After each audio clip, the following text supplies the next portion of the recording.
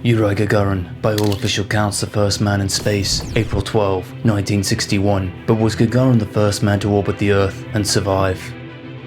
As tensions of the Cold War mounted, the US and USSR sparked a historical space race, both nations vowing to outperform each other. Desperate to claim victory, were nations willing to sacrifice human life? Is the world's first cosmonaut still up there?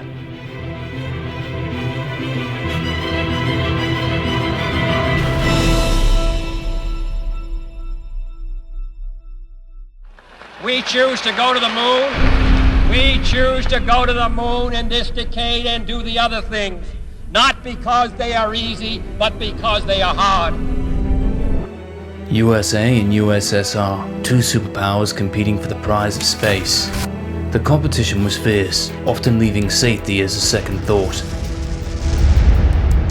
With the discrete nature of the USSR space program, rumors and stories began circulating of cover-ups and disasters. One of the key pieces of evidence are audio recordings. Achille and Giovanni Judica-Cordiglia, the two radio enthusiasts, constructed an amateur radio station and began picking up transmissions from space. The two brothers recorded key moments in space history, including Gagarin's first flight. They also claimed to capture some of the most haunting recordings in the history of space. On the 28th of November 1960, the brothers had intercepted a radio signal.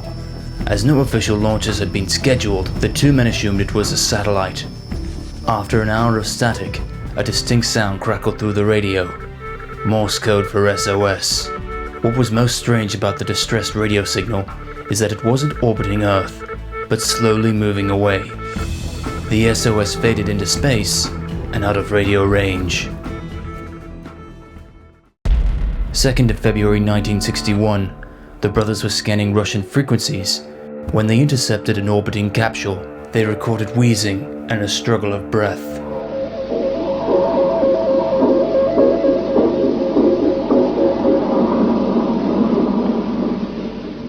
Did the brothers capture the sound of a suffocating cosmonaut?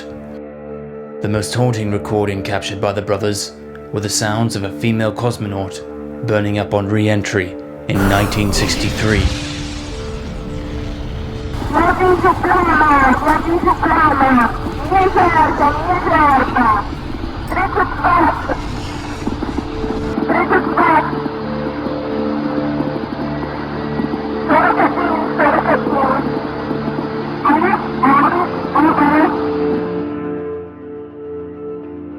The Soviets kept their launches a secret. Gagarin's accomplishment was only published after he returned safely. Vladimir ILYUSHIN, a Soviet test pilot, was rumored to have beat Gagarin into space by 5 days. However, his return to Earth wasn't as successful as Gagarin's. Vladimir's capsule malfunctioned, crashing him into China, where he was held prisoner for over a year. Was Vladimir's flight scrubbed from the history books to save the reputation of the USSR? When the collapse of the USSR occurred in 1991, many official documents were declassified. However, many official records of the USSR space program still remain unaccounted for. While many experts question the authenticity of the recordings and the stories of the lost cosmonauts, it still remains one of the darkest secrets of the Cold War.